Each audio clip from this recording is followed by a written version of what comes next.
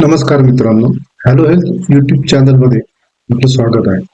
Hello health YouTube channel हे मराठीतून आरोग्याविषयी, सर्वांगीण आरोग्याविषयी माहिती देण्याचा प्रयत्न करतो. हॅलो हेल्थ युट्यूब चॅनल वरती आरोग्याविषयीचे वेगवेगळे व्हिडिओ प्रकाशित केले जातात. हे व्हिडिओ आपल्यापर्यंत पोहोचावे यासाठी आपण हॅलो हेल्थ चॅनल सबस्क्राईब करा, म्हणजे नवीन प्रकाशित झालेला व्हिडिओ आपल्याला ताबडतोब पाहायला मिळेल. हॅलो हेल्थ ही एक हेल्थ कोचेसची टीम आहे आणि हॅलो हेल्थ मध्ये आपण गेल्या 2-3 दिवसापासून वेट लॉस वरती एक सिरीज सुरू केलेली आहे. If I open up my eyes, I can see the skies. I can see the sky. See the sky. See the sky. Watch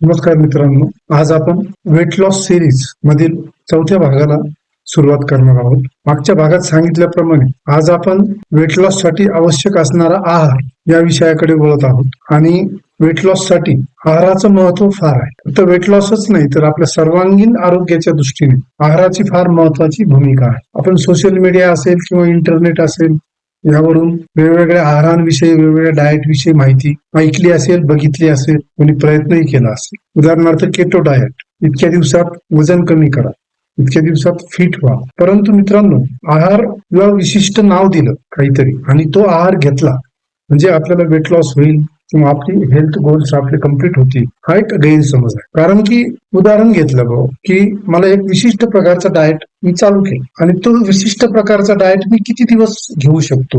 15 दिवस, 30 दिवस, 2 महिने, 3 महिने, जास्तीत जास्त 4 ते 5 महिने. त्यानंतर त्या विशिष्ट प्रकारच्या डाएटमुळे मला कंटाळा आहे. त्यामुळे वेट लॉस साठी किंवा तुमच्या हेल्थ साठी असं विशिष्ट कोणताही डाएट ज्याला नाव दिलेलं आहे काहीतरी असा न घेता तो डाएट आपण आपला सेट करायचा. तो डाएट तुमचं वय, तुमचं पार्श्वभूमी काय आहे, तुमची संस्कृती काय आहे, तुमच्या घरातील कल्चर काय आहे, कोणते पदार्थ त्या ठिकाणी खात असतात, तुम्ही कोणत्या भौगोलिक परिस्थितीमध्ये राहतात, प्लस तुमच्या आवडीनिवडी काय आहे, अशा विविध घटकांवरती ते अवलंबून असतं. त्यामुळे मी नेहमी म्हणत असतो की डाएट हा तुम्ही तुमचा सेट करा, तुम्हाला हेल्थ कोच त्यामध्ये मदत करा. आता आजच्या या भागामध्ये आपण आजच्या आणि उद्याच्या म्हणजे पुढच्या अशा एकूण 2 भागामध्ये आपण त्या आहाराविषयी प्राथमिक माहिती समजून घेणार. आपल्या शरीराला काय आवश्यक आहे, आपलं शरीर आपण जेवतो म्हणजे काय जेवतो आणि त्याचे काय कारण आहेत आणि आपल्या शरीराला नेमकं काय आवश्यक आहे याचा एक बेसिक कन्सेप्ट आपण शिकणार आहोत, ज्याचा फायदा तुमचा डाएट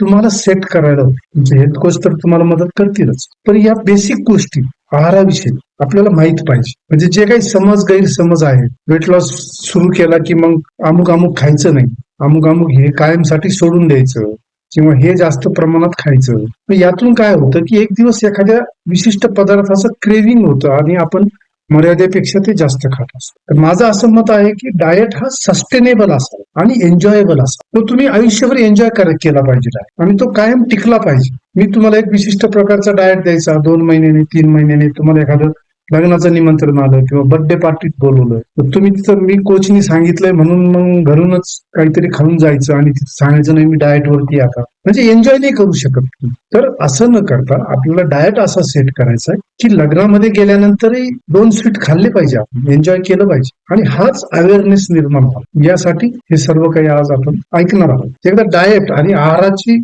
जी बेसिक कन्सेप्ट तुमच्या लक्षात आली, शरीराला काय पाहिजे, की तुम्ही ते अवेअर होऊन जा की आज मी लग्नात जरी 2 गुलाबजामुन खाल्ले तरी मी आता ते कव्हर कसं करणार, कसं रिकव्हर करणार हे तुम्ही समजू शकता. त्याबद्दल अवेअर राहू शकता आणि पुन्हा तुम्ही आहार व्यवस्थित घेऊन तुमचं आरोग्य, तुमचं वेट लॉस जे काही गोल असेल ते तुम्ही साध्य करू शकता. तर आता हा विषय थोडासा मोठा होईल, परंतु हा एकाच भागात आपण संपवण्याचा प्रयत्न करू. त्याचे 2 भाग केलेले आहेत. तर सर्वप्रथम आपल्याला हे बघायचंय की आपण आहार का घेतो, आपण जेवण का करू. त्याचं प्रमुख कारण असं आहे फूडचं की आपल्याला एनर्जी मिळावी, ऊर्जा मिळावी म्हणून आपण अन्न घेतो. कारण अन्न हे प्रमुख स्त्रोत आहे आपल्या ऊर्जेचं. मग हे अन्न कोणाला लागतं, तर हे अन्न आपल्या शरीरामध्ये ज्या सेल्स आहेत ट्रिलियन ऑफ सेल्सनी जे आपलं शरीर बनलेलं आहे, आपला प्रत्येक अवयव हा सेल्स पासून बनतो. त्या सेल्सच्या पोषणासाठी अन्न लागतं, त्या सेल्सला पोषण करण्यासाठी ही ऊर्जा लागत असते. हे प्रमुख कारण आहे.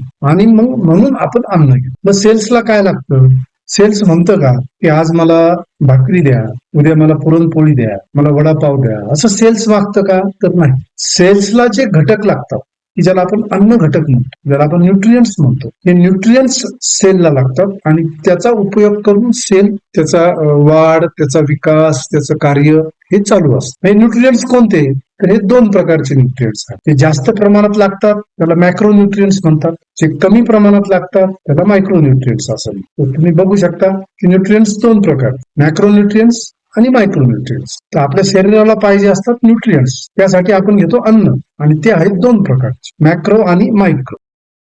की आपण जे अन्न खातो त्यातून जे अन्न घटक आपल्या शरीराला आवश्यक असतात ते कोणते? मॅक्रोन्यूट्रियंट्स, मायक्रोन्यूट्रियंट्स. मॅक्रोन्यूट्रियंट्स 3 प्रकारचे, कार्बोहायड्रेट, प्रोटीन्स आणि फॅट्स. मायक्रोन्यूट्रियंट्स 2 प्रकारचे, व्हिटॅमिन्स आणि मिनरल. या 3 जे घटक आहेत महत्वाचे मॅक्रोन्यूट्रियंट्स, या 3 घटकांबद्दल आज आपण माहिती घेणार आहोत. आपण जे काही खातो पितो त्यामधून हे 3 घटक किंवा 2 किंवा कमीत कमी एक तरी घटक हा जातो म्हणजे जातोच. आपण जे काही खातो पितो त्यातून एकतर कार्बोहायड्रेट, प्रोटीन्स किंवा फॅट्स यापैकी एक तरी घटक त्यामध्ये असतो. इतकं बेसिक यामध्ये लक्षात ठेवा. तर आपण सर्वप्रथम बघणार आहोत की कार्बोहायड्रेटची काय भूमिका आहे आपल्या शरीरामध्ये. आपण खाल्ल्यानंतर त्याचं काय रोल आहे, ते काय कार्य करतात याची आपण ओळख करून घेणार आहोत. कार्बोहायड्रेट. तर सर्वप्रथम carbohydrate are for instant energy. Carbohydrate हे तुम्हाला तात्काळ ताबडतोब ऊर्जा पुरवते. जेव्हा आपली ऊर्जा कमी झालेली असते आणि आपण जेव्हा कार्बोहायड्रेट घेतो तर आपल्याला ताबडतोब ऊर्जा येते, तरतरी येते, बरोबर. आणि कार्बोहायड्रेट्स हाच एनर्जीचा मेजर सोर्स आहे, बरोबर.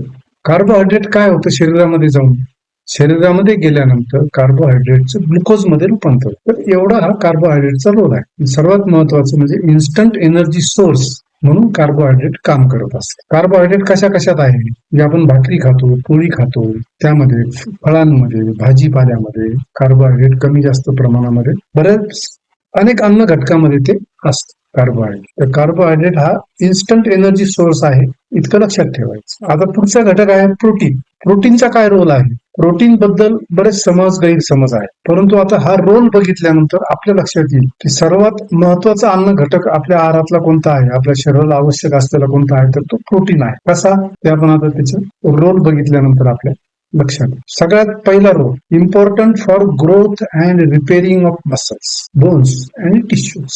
मसल्स कशाचे बनलेले आहेत? पेशींच्या. बोन्स कशाचे बनलेले आहेत? पेशींचे. टिश्यूज कशाचे बनलेले आहेत? पेशींच्या. म्हणजे आपल्या शरीरातील ज्या महत्वाच्या पेशी आहेत, सर्व काही अवयव आहेत, त्यांची वाढ आणि त्यांचं रिपेअरिंग होण्यासाठी प्रोटीन आवश्यक असतं. हे सगळ्यात महत्वाचं कार्य आहे आपल्या दृष्टीने. आपण वेट लॉस बघत आहोत. आपण जेव्हा एक्सरसाइज करतो तेव्हा काय होतं की आपल्या पेशी किंवा टिश्यूज ह्या डॅमेज होतात किंवा उपयोगात आणल्या जातात. मग त्यांना रिकव्हर करणे, त्यांना रिपेअर करणे किंवा नवीन पेशी निर्माण करणे यासाठी प्रोटीनची आवश्यकता असते. सगळ्यात महत्वाचं कार्य आपल्या दृष्टीने ते आहे. रिकव्हरी फ्रॉम एक्सरसाइज मी आत्ताच सांगितलं. आपण व्यायाम केल्यानंतर आपण थकतो, शरीर थकलं म्हणतो. ती रिकव्हरी होण्यासाठी काही काळ लागत असतो. तर ती रिकव्हरी करण्याचं काम प्रोटीन करत असतं. आपल्याला ज्या जखमा होतात त्या भरून निघतात. तर ते भरून कशा निघतात? तर त्यामध्ये सुद्धा प्रोटीनची फार महत्वाची भूमिका असते. आपली वाढ नेहमी चालू असते. आपली केस वाढतात, नख वाढतात, आपली स्किन सुद्धा बदलत असते.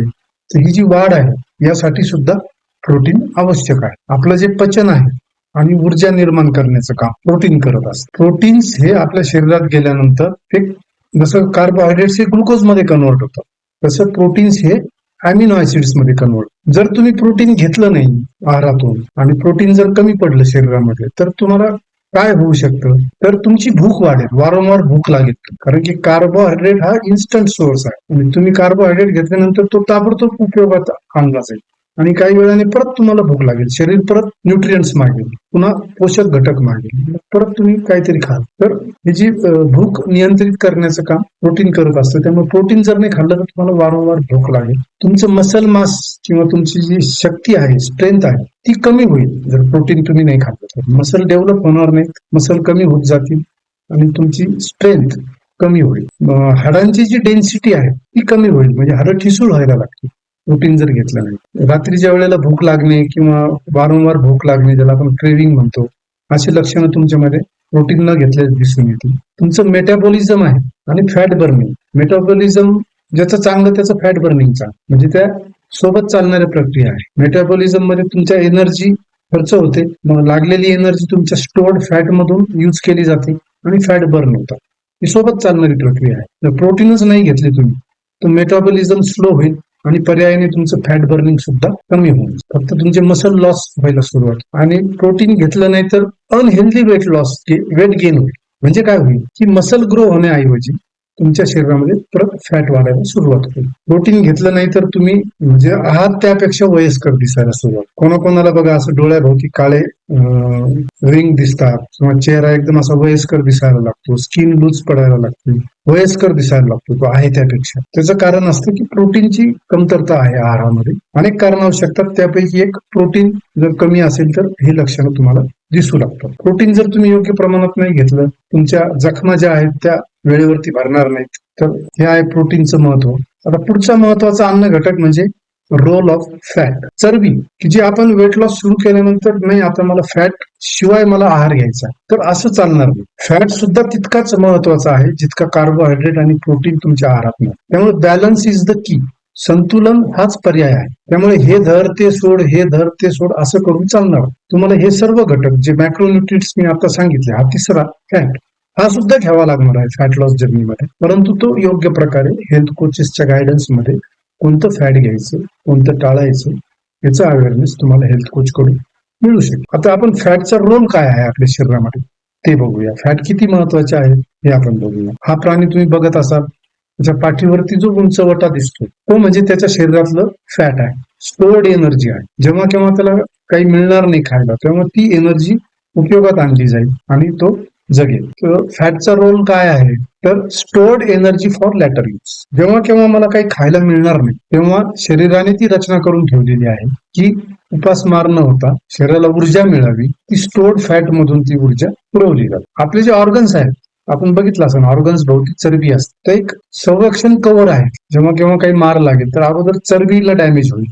डायरेक्ट अवयवाला डॅमेज होणार नाही, असं ते संरक्षण आहे आपल्या अवयवांचं. आपली बॉडी उबदार ठेवण्यासाठी फॅटचा उपयोग होत असतो. जे महत्वाचे हार्मोन्स आहेत आपल्या शरीरामध्ये, जे हार्मोन्स लागतात ते तयार होण्यासाठी फॅट्स आवश्यक असतात. आता व्हिटॅमिन्स आणि मिनरल्स. व्हिटॅमिन्स तुम्ही ऐकलं असेल कोरोना काळामध्ये, व्हिटॅमिन ए, बी, सी वगैरे वगैरे, त्याची ओळख झाली आपल्याला. ते व्हिटॅमिन्सच्या पार्टमध्ये आपण बघणार आहोत. तर व्हिटॅमिन्स दोन प्रकारचे असतात, वॉटर सोल्युबल आणि फॅट सोल्युबल. वॉटर सोल्युबल म्हणजे पाण्यात विरघळणारे, फॅट सोल्युबल म्हणजे फॅट मध्ये विरघळणारे. ते फॅट सोल्युबल व्हिटॅमिन्स कोणते आहेत? Vitamin A, vitamin D, vitamin E आणि व्हिटॅमिन के. त्यांचं शोषण योग्य प्रकारे व्हावं. आपण घेतलेत व्हिटॅमिन पण फॅटच नसेल शरीरामध्ये तर त्याचं शोषण होणार नाही आणि ते उपयोगात येईल. तर ते ऍब्सॉर्प्शन होण्यासाठी, त्याचं शोषण होण्यासाठी फॅट हे शरीरामध्ये आवश्यक असतात. आणि फॅट तुम्ही बघितलं असेल, तूप, वरण भातावर तूप घेतलं की कसं फ्लेवर येतो त्या वरण भाताला, त्याचं टेक्स्चर येतं मिठाईला वगैरे. ते फॅट सोर्सेस जे आहेत हे आपल्या अन्नाला फ्लेवर्स आणि टेक्स्चर्स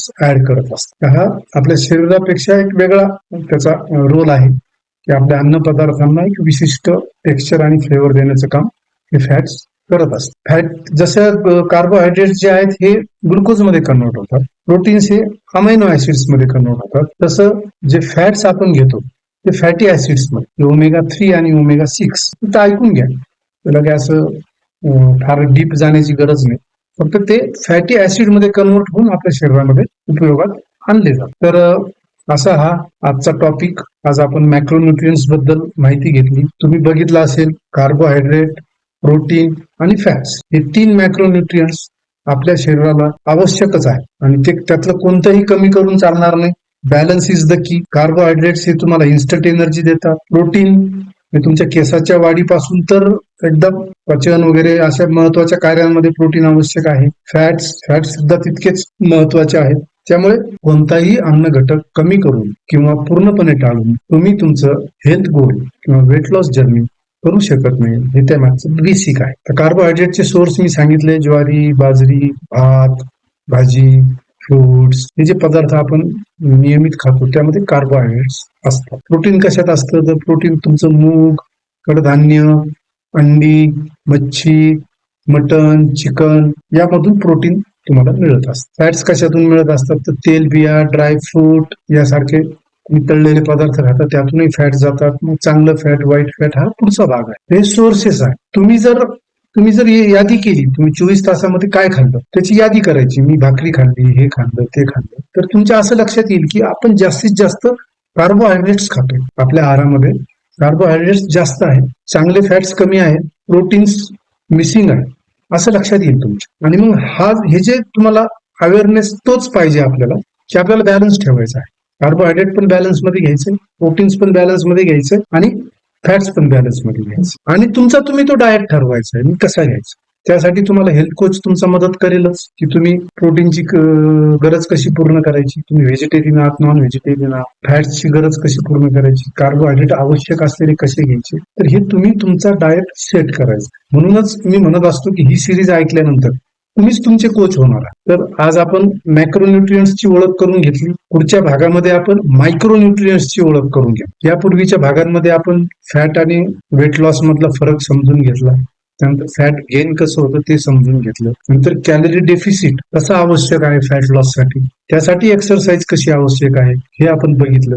आता त्यानंतर आपण आहाराकडे, आपल्या डाएटकडे वळालेलो आहोत. आणि डाएट बद्दल जे गैरसमज आहेत ते दूर व्हावे.